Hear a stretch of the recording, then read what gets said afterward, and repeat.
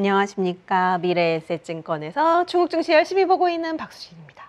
이번 주 중화권 주요 경제 일정 먼저 살펴보겠습니다. 이번 주에도 중요한 경제 지표 발표가 예정되어 있습니다. 1월 17일 4분기 GDP와 12월 실물 지표 발표가 예정되어 있는데요.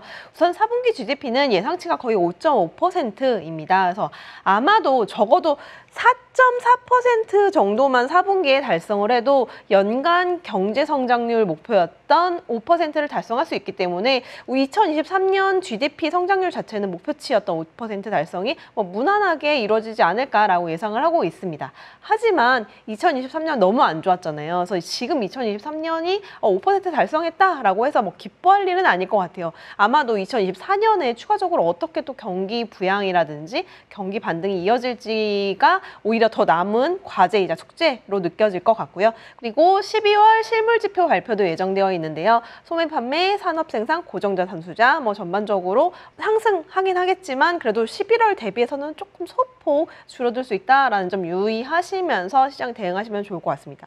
그래서 우선 지난주에 발표된 무역이나 물가지표, 그리고 통화지표 등등을 바탕으로 지금 전반적으로 사실 12월 지표 자체가 그렇게 좋진 않다라는 점은 좀 미리 알고 가야 되지 않을까라고 예상하고 있고요. 그리고 가장 이번 주, 지난주에 시장을 달궜던 이슈 중에 하나가 대만 대선 이슈였습니다. 시장에서 예상하는 대로 결정이 됐어요. 민진당의 라이칭더 후보가 당선이 됐고요.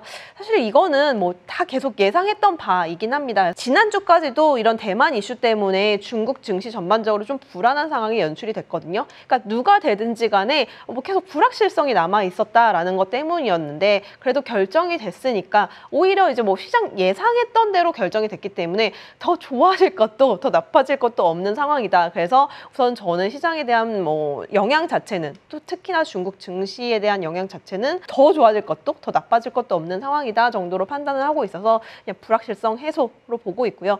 향후에 양안 관계가 계속 조금 더 갈등이 치달을 수 있겠지만 여기에 이제 더불어서 민진당 말고도 여소야대 국면이 좀 남아있기 때문에 그런 측면에서도 우리가 시장에서 예상하는 것만큼의 완전 친미 성향을 드러내기에도 어느 정도 좀 한계도 있지 않을까. 그렇기 때문에 지금 정도의 수준을 계속 좀 유지해 나갈 가능성이 높다라고 보고 있습니다. 그래서 이게 좀 다른 국가의 정치 이슈는 좀 굉장히 또 어렵고 민감한 거기 때문에 우선 시장의 반응은 그 정도까지 보고 있다로 염두해 주시면 좋을 것 같고요. 이번 주 가져온 주제는 중국이 빨리 통화 정책을 써야 하는 이유라고 해서 정리를 했습니다. 치든 빨리 지금 뭔가를 나와줘야 돼요. 근데 지금 정책 발표 부재 기간이긴 하거든요. 그래도 지금 제일 빨리 나올 수 있는 정책은 시간상으로나 좀 이런 경제 지표의 회복 속도로 보나 지금 통화 정책, 금리 인하라든지 지준율 인하 같은 이제 통화 정책이 조금 더 빨리 나올 수 있다라고 보고 있는데요. 금리 인하 빨라질까? 라고 보고 있습니다.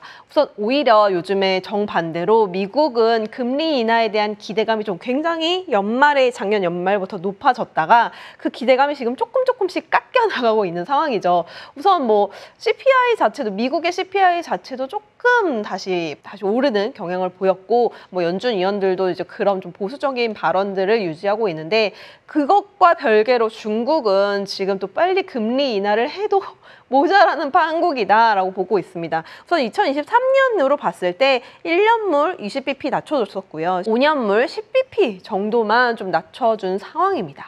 그래서 생각보다 지금 2022년에 좀 많이 낮춰주긴 했지만 그거 대비해서는 그래도 통화정책 자체는 조금은 시장 예상보다는 약간 이제 속도를 조절해 가면서 나온 부분인데 지금 더 이상 미룰 시간이 없고 이 경제지표를 보세요. 물가지표 자체가 지금 디플레이션 우려가 굉장히 높아지고 있는 상황입니다. 지금 좀 반등한다고 해도 그 폭 자체가 정말 요만큼이기 때문에 이거 가지고 좀 좋아진다라고 얘기할 수준은 아니거든요. 지금 전반적으로 글로벌 증시에서도 CPI 자체도 꼴찌입니다. 그렇기 때문에 아직까지는 통화정책을 쓸 수 있는 여력은 좀 아직 충분히 남아있다. 그래서 이런 부분을 봤을 때 그래도 조금 이제 시간을 지연시키는 것보다는 오히려 빨리 정책 쓸 때 빨리 써서 이 시장 하방을 조금 더 막아줘야 되지 않겠나 않겠나라고 저는 판단을 하고 있고요. 여기에 더불어서 12월 통화지표 사회융자 총액이라든지 신규 위안화 대출 상황들도 지금 계속 이렇게 꺾이고 있는 상황이다. M2 증가율도 그렇고요. 그렇기 때문에 지금 2023년에도 뭐 다양한 부양 정책들이 나오긴 했지만 그럼에도 불구하고 시장 내 수요라든지 돈을 쓰겠다. 좀 적극적으로 대출까지 빌려서 쓰겠다. 뭐 이런 의지는 사실 엄청나게 크게 드러나지 않고 있는 상황입니다. 그렇기 때문에 조금 더 좀 적극적인 통화 정책이 필요한 거고요. 여기에 좀 가장 민감한 가계 중장기 대출도 지금 다시 좀 둔화된 상황이다. 라는 점이다. 최근 5년 기준, 5, 6년 기준으로 지금 12월 쭉 이제 봤을 때 또 여전히 가장 낮은 수준을 기록을 했고요. 어차피 지금 뭐 이런 계절적인 요인들도 있긴 하겠지만 그래도 시장에서 계속 부동산 사라, 뭐 대출 금리 인하해 준다, 뭐 여러 가지 정책들이 나오고 있음에도 지금 여전히 제가 계속 말씀드리고 있죠. 꺾이고 있는 심리. 아직까지는 불안해. 내가 돈을 쓸 때는 아닌 것 같아. 그렇기 때문에 지금 부동산을 사는 것보다 저축을 하자라든지 뭐 이런 부분들이 계속 상충되고 있다라는 점을 봤을 때 중국이 빨리 통화 정책을 써야 하는 명분은 이미 너무 충분하다라고 보고 있습니다. 지금 1월 들어서도 중국 증시, 뭐 홍콩 증시 할 것 없이 계속 옆으로 더 흘러내리고 있거든요. 원래 1월 효과에 대한 부분들을 말할 수도 없는 상황이에요. 예전에는 그래도 1월만 돼도 시장이 좀 그래도 반등하고 기대감이 좀 반영됐던 것들이 있는데 지금 여전히 회복되지 않고 있는 투자 심리 자체는 무엇이 좀 살려줄 수 있을까라고 고민을 해봤을 때 역시나 지금 경제 지표의 회복 추세와 속도입니다. 사실 추세는 바닥을 다지고 있는 것은 맞긴 하거든요. 근데 그 속도라든지 강도 자체가 우선 시장 기대치보다는 너무 미미하다라는 점이 좀 시장을 누르는 요소이기 때문에 그런 좀 국면이 적극적으로 나타나야 된다라고 보고 있고요.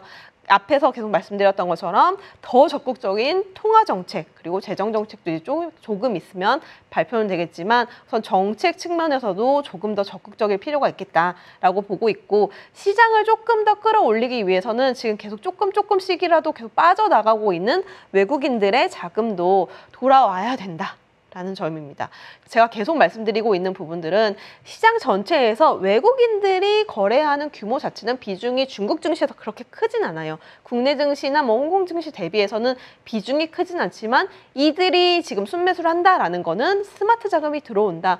우리 증시에 대한 펀더멘탈을 긍정적으로 보는구나. 이런 쪽으로 지금 연결이 될 수 있는데 이 자금이 계속 빠져나가다 보니까 더 비관적인 심리가 형성되는 거거든요. 그래서 이런 부분들도 어쨌든 돌아와야 되는데 돌아오려면 제가 앞서 말씀드린 이런 경제지표, 정책 이런 것들이 더 적극적으로 나타나야 된다라는 점이 계속 반영돼야 할 것입니다.